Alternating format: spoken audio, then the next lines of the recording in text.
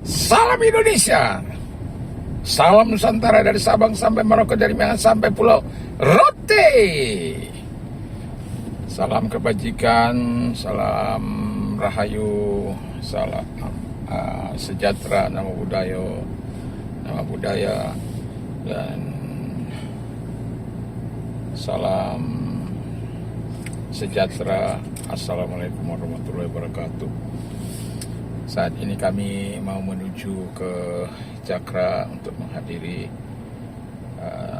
ulang tahun 88 ya. Jadi sembari mengisi itu, saya ingin juga berbagi kepada kita tentang keunikan kepemimpinan Bapak Aing atau Bapak Gubernur Jawa Barat Pak KDM Deddy Mulyadi ya. Jadi kita tahu bahwa keunikan yang pertama adalah bahwa Pak Deddy itu sudah selesai dengan dirinya. Apa yang dimaksud selesai dengan dirinya?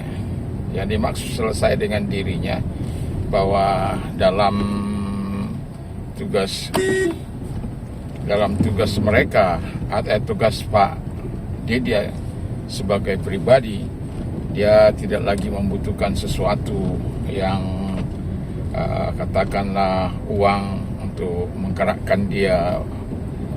Justru kita lihat bagaimana dia banyak mengeluarkan uang untuk membantu orang-orang yang memerlukan pertolongannya ya, atau orang-orang miskin yang akhirnya ditolong atau pemerintah dalam membangun jembatan.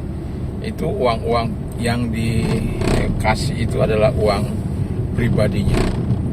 Kalau kita mau berbicara soal keunikannya ini, tidak ada banyak pemimpin seperti ini yang betul-betul konsisten untuk melakukan pertolongan kepada yang lain. Kalau orang pemimpin, dia kan mengharapkan gaji dan juga mau menikmati segala fasilitas yang ada, dan beliau ini tidak seperti itu. Dan ada bahkan banyak lagi belum udah mendapat fasilitas yang baik, mendapat fasilitas mobil, rumah dan lain sebagainya sebagai gubernur. Itu kan ada banyak sudah mereka mendapatkan yang terbaik, mendapatkan persen dari APBD, dan ya masih saja sanggup melakukan korupsi. Kenapa? Mereka belum selesai dengan diri mereka. Mereka belum selesai dengan hidup pribadi mereka. Kalau Pak Aing itu atau Pak KDM itu, Gubernur Jawa Barat itu sudah selesai. Dia hanya mau pakai kekuasaan itu bagaimana bisa membangun masyarakat Jawa Barat, Provinsi Jawa Barat keseluruhannya. Walaupun di situ ada ada bupati, ada wali kota, tapi dia dengan begitu luar biasa bisa mensinergikan. Ya ada juga orang-orang yang kadang-kadang tidak senang dengan gaya kepemimpinannya itu. Tapi yang mau saya katakan adalah dia tidak menyalahgunakan kekuasaannya untuk menggaruk atau mengambil keuntungan untuk kantongnya. Jadi dia menggunakan APBD, menggunakan keuangan kas daerah itu murni untuk membangun Jawa Barat. Dan itu kita sudah lihat bagaimana Jawa Barat di masa kepemimpinannya. Jembatan yang tidak selesai diselesaikannya, bangunan-bangunan yang dianggap tidak baik atau merusak pemandangan diperbaikinya, dan jalan-jalan yang lubang-lubang diperbaikinya, jembatan-jembatan diperbaiki dan lain sebagainya. Karena dia tidak lagi memikirkan apa yang dia dapat dari negara, tapi apa yang dia berikan, yang bisa dia berikan bagi negara. Itu sudah prinsipnya. Jadi sangat langka, sangat unik pemimpin yang seperti ini.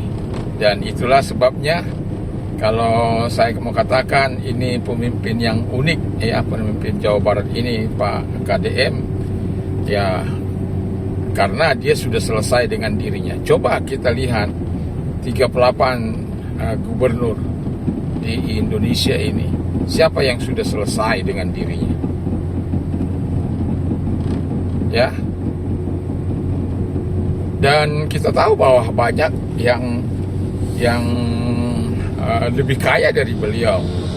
Dalam arti kaya, ada banyak konglomerat di Indonesia ini, tapi banyak yang serakah, hanya mengambil keuntungan bagi dirinya, membangun proyek-proyek atau penebangan hutan dan lain sebagainya. Yang kaya siapa? Mereka. Yang hancur siapa? Masyarakat. Sama seperti yang di tanah Papua, dan Pak Dedi mengatakan sangat prihatin dengan situasi dan kondisi itu. Dan sebenarnya alam tidak boleh dirusak, alam harus dilestarikan, dan itu menunjukkan kepekaannya terhadap alam, karena memang dia sangat mencintai alam. Dan yang mau saya katakan adalah bahwa ketika dia menjadi gubernur, dia sudah selesai dengan dirinya. Jadi kalau orang sudah selesai dengan dirinya, itu akan bekerja secara dahsyat dan luar biasa. Dan kita sudah lihat, karena dia sudah selesai dengan dirinya, makan di emperan juga tidak ada masalah, tidur di mana dia mau juga tidak ada masalah, ya. Dan ya begitulah seorang pemimpin yang sudah selesai dengan dirinya. Karena bagi dia, kalau dia mau bersenang-senang, wow, bisa sekali, sangat bisa sekali, dengan penghasilan YouTube-nya yang begitu luar biasa. Tapi apakah dia lakukan itu? Tidak. Kita bisa melihat bagaimana dia mengambil orang-orang miskin untuk dibawa ke Pakuan, untuk dididik, diajar, disekolahkan. Dan kita sudah tahu berapa banyak anak-anak asuhnya yang begitu luar biasa. Karena apa? Dia sudah selesai dengan dirinya. Dan orang yang sudah selesai dengan dirinya, dia akan melakukan yang terbaik bagi masyarakat yang dipimpin. Dan ini sangat penting saya katakan kepada kita, pemimpin yang selesai dengan dirinya, dia akan memberi yang terbaik. Lihatlah orang-orang serakah di bangsa ini, mempunyai kekayaan yang begitu luar biasa,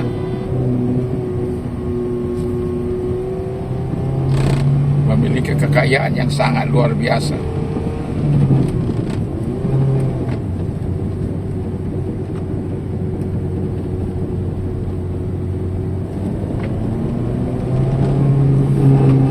Jadi karena ada apa, jadi agak berdiam diri. Nah, jadi dia sudah begitu luar biasa dalam dirinya, hingga kalau kita lihat para konglomerat yang hanya mengambil keuntungan bagi dirinya sendiri, coba kita bayangkan kalau saja para konglomerat itu mau berbuat seperti apa yang diperbuat Pak Dedi, apa tidak masyarakat ini menjadi luar biasa? Apakah masyarakat ini tidak akan sejahtera? Tapi ada banyak yang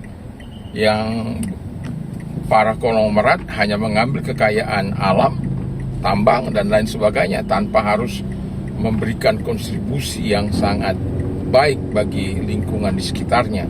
Seharusnya mereka, ya bagi mereka pemilik tanah itu, saya berharap sebenarnya ada pemimpin-pemimpin yang mau menolong mereka, dan kemudian tanah yang mereka ambil itu dijadikan saham bagi masyarakat yang tinggal, atau tanahnya diambil, bukan diancam, bukan ditakut-takuti. Dan itu tidak akan pernah dilakukan oleh Pak Dedi sebagai orang yang sudah selesai. Tetapi kita juga melihat yang kedua, responsifnya. Jadi dia melihat kepada kebutuhan yang jauh lebih besar, ya. Dia sangat responsif, dia sangat mau menjawab kebutuhan dari masyarakat itu. Itu juga yang dimiliki oleh Ibu Shirley, ya. Ya, Bu Shirley juga bukan berarti tidak selesai dengan dirinya, tapi kalau kita lihat hal yang sangat luar biasa, jauh lebih banyak yang dilakukan oleh Pak Deddy Mulyadi. Nah, jadi responsif ini penting, ya. Satu contoh yang tindakan responsif yang dia ambil, yang menjawab segala kebutuhan, bukan hanya kebutuhan orang yang mengalami kerugian karena banjir itu, dan juga kepada mereka-mereka yang menjadi sumber itu, misalnya lahan-lahan sungai diambil dan lain sebagainya. Dengan ketegasannya yang begitu luar biasa, dia melakukan itu, tapi dia juga tahu bahwa itu sangat menyusahkan, ya. Nah, makanya dia bukan hanya menggusur, tetapi dia juga memberikan perhatian yang begitu luar biasa. Dia ingin menjawab seluruh kebutuhan mereka, menolong mereka untuk tidak dengan diambil mereka menjadi terlantar. Tetapi beliau memperhatikan itu sangat luar biasa karena responsifnya itu, ya. Pemimpin yang ingin menjawab kebutuhan dari masyarakat yang banjir supaya jangan banjir bagaimana? Tapi kalau kita lihat yang banjir misalnya dia mau dipindahkan, mau nggak dipindahkan misalnya begitu, ya, mau nggak dipindahkan karena dia tidak ingin terus menerus terjadi banjir di situ, mau nggak dipindahkan. Ketika mau, ya akan dirikan berapa sampai 1000-an rumah itu. Wow, luar biasa. Dan itu pemimpin yang sudah selesai dengan dirinya, dan dia juga tanggap, responsif, share, care, dan dia peduli, ya, peduli kepada keadaan orang-orang yang dipimpinnya. Jadi responsif, lalu kemudian peduli, ya. Yang ketiga itu peduli. Walaupun ini hampir sama, tapi kepeduliannya itu bukan hanya sekedar kata-kata, ya. Kan ada banyak peduli, Kak, nanti ya saya tolong, tapi nggak ditolong-tolong. Ini dia tindakan nyata, dilakukan dengan tindakan nyata, dengan perbuatan nyata kepada masyarakat. Anda bisa bayangkan seorang kakek yang berjalan, lalu kemudian dia dengan semangat, dan kakek ini ditolong, dikasih modal untuk berternak, dan atau anak-anak yang semangat, yang punya jiwa semangat, disekolahkan, baik mahasiswa, itu karena kepeduliannya untuk melihat anak bangsa ini cerdas-cerdas. Dan kita lihat bagaimana kepedulian awal di masa pemerintahannya dengan barak militernya yang terkenal itu. Dan itu berdampak besar, walaupun dia menghadapi tantangan, menghadapi bahkan hinaan, olok-olok, tetapi dia tetap sabar, dia tetap mau melakukannya. Karena apa? Dia tahu bahwa kepedulian yang dia lakukan bukan untuk menghancurkan mereka, tetapi untuk memperbaiki hidup mereka. Dan kalau orang berpikir dia menghancurkan, tetapi dia berpikir bahwa dia melakukan yang terbaik, dan itu terbukti. Ada banyak anak-anak yang di barak militer itu pada akhirnya dia sadar dan dia melakukan tanggung jawabnya sebagai remaja. Dan siapa yang bisa mengubah orang yang seperti itu? Siapa yang bisa membawa? Tentu Bapak Mulyadi. Jadi dia punya kepedulian yang sangat pekah terhadap masyarakat. Dan saya yang sangat luar biasa itu, ini sama ini dengan Ibu Shirley. Dia menghadapi pendemo, dia nggak takut, dia datang menghadapi pendemo. Dia terlibat di situ, dia terlibat dalam dialog. Aduh, saya bilang ada banyak pemimpin menghadapi dialog demo-demo, bukan dia sembunyi, orang lain disuruh atau bawahannya disuruh, bukan dia langsung menghadapi. Justru itu membuat amarah lebih besar, karena mereka menganggap bahwa yang diutusnya itu tidak dapat menjawab kebutuhan mereka. Kalau gubernur itu menjawab, apa persoalan kalian, apa yang kalian inginkan? Oh ini, dijawab. Dia kan tadi responsif itu tadi, dan care-nya itu, kepeduliannya itu.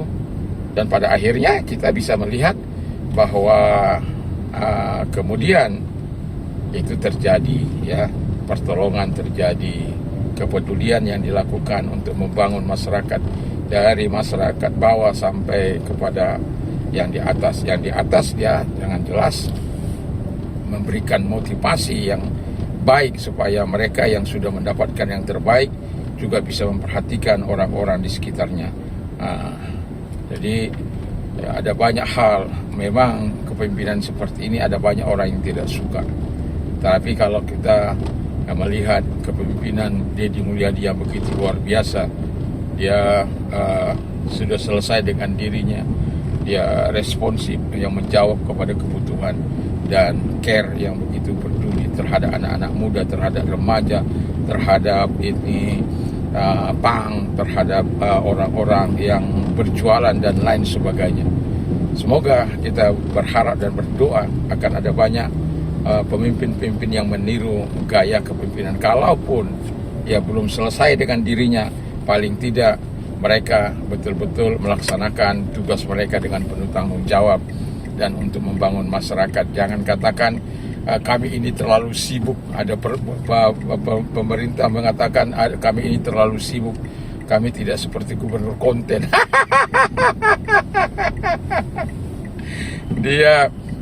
Dia baru kerja 1 kali bahwa Pak Deddy sudah buat jalan-jalan di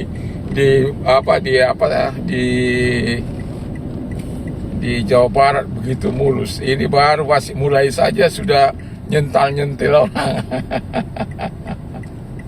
Tapi ya begitulah pemimpin-pemimpin yang tidak peduli, yang tidak care, ya, yang tidak care. Dan kita berharap supaya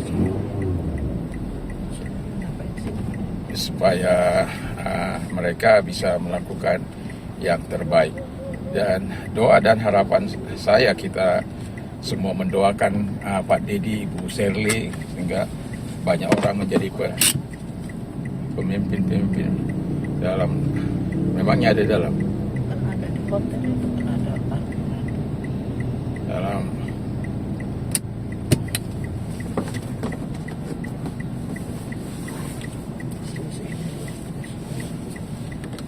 dan mantap.